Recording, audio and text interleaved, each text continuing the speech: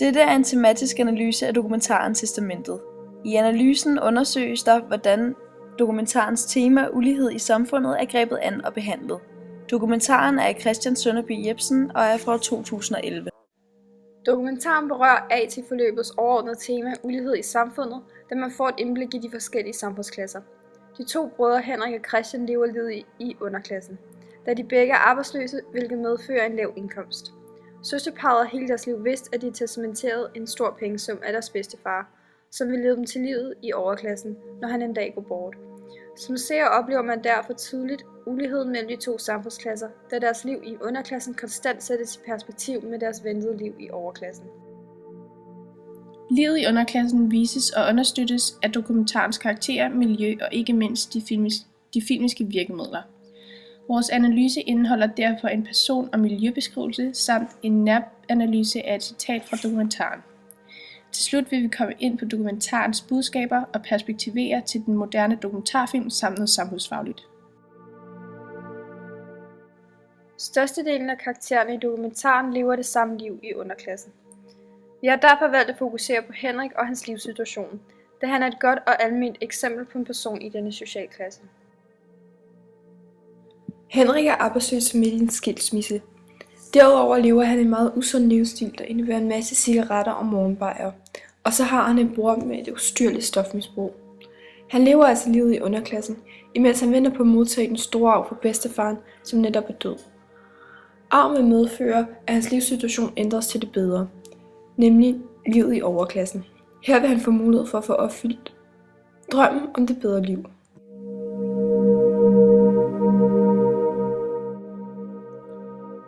For at forstå personernes rolle i fortællingen har vi valgt at sætte karaktererne ind i aktantmodellen. I aktantmodellen har vi sat et objekt som pengene, fordi det er det, som modtageren skal modtage. Subjektet som Henrik og modtagerne som Henrik og Christian. Hjælperen er Christian, fordi han hjælper Henrik med at modtage pengene. Modstanderen er Petra og faren, fordi det er de største modstandere overfor Henrik og Christian, fordi de vil have pengene for sig selv. Og morfaren er giveren, fordi det er ham, der har pengene. Miljøet i dokumentaren er med til at understøtte underklasselivet, som Henrik og hans bror lever.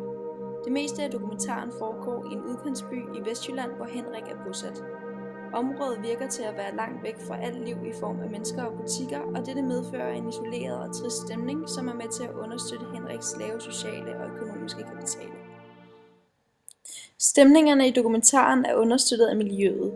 I de scener, hvor der forekommer noget trist, er vejret i størstedelen af tilfældene gråt og overskyet, hvorimod solen skinner i de positive øjeblikke.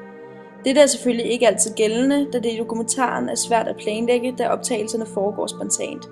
Når det så er sagt, så er det tydeligt, at instruktøren Christian Sønderby Jepsen har arbejdet med at skabe en stemning, f.eks. ved at indsætte ekstra scener i slutningen af flotte og solrige naturlandskaber, som er med til at understøtte den lettelse, som hovedkaraktererne oplever, da dramaet og urolighederne omkring testamentet er forbi. På samme måde har han indsat mange scener med regnvejr i de triste øjeblikke. Vi har valgt at analysere et citat fra filmen, som vi synes afspejler AT-emnet rigtig godt, men også er godt filmisk. Citatet er fra 1 minut og 37 til 2 minutter og 54. Dette citat er en af de allerførste scener, hvor vi ser Henrik og Christian for første gang. Citatet er lidt hektisk og stresset, da de er på vej til deres morfars begravelse og sent på den. Instruktøren har valgt, at beskæringen i det meste af citatet er halvnær og nær. Det vil sige, at vi ser enten halvdelen af Henrik og Christian, eller vi ser kun deres ansigter. Beskæringen nær bliver blandt andet brugt, når der bliver givet en øl til Henrik. Han åbner den og drikker den. Det kunne være, at instruktøren havde gjort dette bevidst, da han gerne ville understrege øllen og give seeren et indblik i, hvilke mennesker vi har at gøre med. Han bruger også særbeskæringen toskud, det vil sige, at vi ser 2 personer i et billede.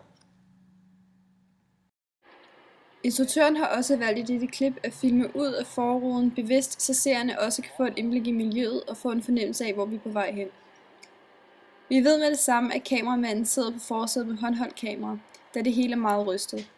Hele scenen er filmet i normalt perspektiv, som giver en neutral fremstilling, og derfor ved vi også, at motivet er på niveau med kameraet.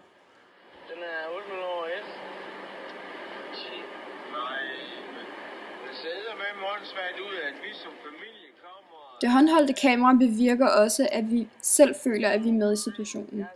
Belysningen er high-key, det vil altså sige, at instruktøren ikke har valgt at sætte nogle skygger ind for at skabe en særlig stemning.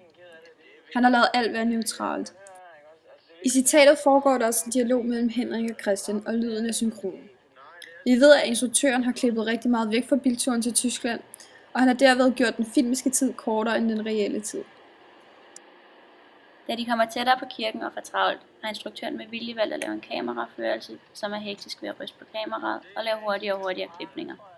På et tidspunkt fører han også kameraet mod forruden, så man kan se, hvor hurtigt det går.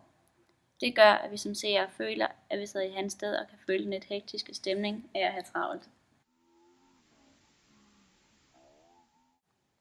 Instruktøren har valgt, at denne scene skal være anslaget, som skal præsentere disse to brødre. Det har han gjort, så vi tydeligt får en fornemmelse af, hvilke typer mennesker vi har med at gøre. Derudover ser og hører man tydeligt, at de ikke lever i overklassen. Instruktøren har i dette citat også gjort seeren særlig opmærksom på den øl, de drikker som morgenmad. Man ved, at de er mennesker, der ikke lever det mest strukturerede liv og virkelig er ramt bunden. Man ved også med det samme, at de ikke lever den samme livsstil, som vi gør, og vi hører, at de kommer for sent til deres morfars begravelse, hvilket gør, at de opfattes som ustruktureret og uansvarlige. Dette citat giver altså seeren et godt indblik i Henrik og Christian og deres liv. Testamentet kan perspektiveres til genren den nye dokumentarfilm, da der er brugt massevis af filmiske virkemidler til at opbygge dramaturgien i dokumentaren. Dokumentaren er lige så fortættet med medrivende og rørende som en klassisk fiktionfilm, da instruktøren Christian Sønderby Jepsen får indfanget brødrenes tragiske livssituation med en enorm nærhed. Det gør han, da han gennem dokumentaren er en flue på væggen med sit kamera. Derudover er de medvirkende ikke skuespillere, men virkelige mennesker, der blot lever deres eget liv. Denne vekslen mellem fiktion og fakta er et kendetegn for den nye dokumentarfilm, og det er netop dette, der er med til at skabe en underholdende og medrivende film. Filmen afspejler tydeligt mange teorier om samfundet og socialisering. Vi ser, hvordan Henrik og hans brødre er vokset op i deres familie, den primære socialisation, og derved hvordan de har udviklet sig socialt, og hvilke normer og værdier de har indlært. Henrik hører til i underklassen, da han er arbejdsløs og ikke har en længere videregående uddannelse. Men som sagt tidligere har han hele sit liv ventet på sit liv i overklassen. Ifølge Minerva-modellen lever Henrik efter den rosa livsstil. Det vil sige, at han har en lav uddannelse, en lav prestige og en lav indkomst. Testamentet byder på en masse budskaber, der alle berører ulighed i samfundet. Det primære budskab i filmen er, at penge ikke er vejen til lykke. I dokumentarens begyndelse er hovedkarakteren en forestilling om, at vejen til lykke findes gennem penge. Henrik beskriver, at den dag de får lommen fuld af penge, vil de købe hus og have og dermed opnå lykken i livet. Undervejs i dokumentaren opstår der splid i familien, og det går hermed op for Henrik, at det vigtigste i den hudløse og langvarige kamp for arven i virkeligheden er den afklarethed, som han opnår i forhold til hans familiemæssige position frem for den store pengesum. Udover dette budskab belyser dokumentaren, hvordan den primære socialisation, i dette tilfælde en opvækst præget af svigt og forræderi, påvirker den videre socialisering.